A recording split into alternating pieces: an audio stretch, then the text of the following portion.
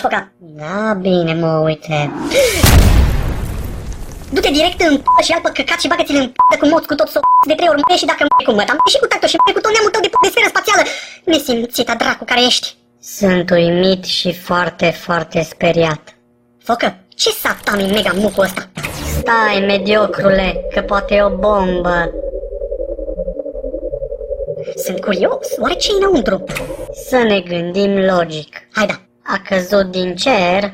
amin. Poate e un fragment dintr-o stea. Da, poate e ciocafonul lui Lady Gogu.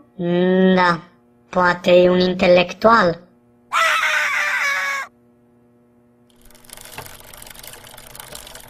Poate-s doi intelectuali.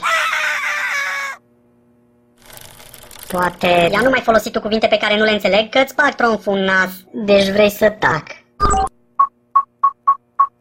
Poate e alcool, poate e rom, Rasistule. poate e țuică, poate e vin, poate e pipi de rechin. Poate-i măta. Sau... Măta. Sau... Coarde pentru instrumentul meu de suflat. Mă dezguști, vulvarule. Bila, vine cu Nu mine. atinge. Ce, frere? Vrei scandal? Vrei să ne pizdim? Te previn că am propriul stil de Kung Fu, stilul Fu Tai. Simte-mi furia. Hupa! Imediat. Stai să-mi fac un ceai.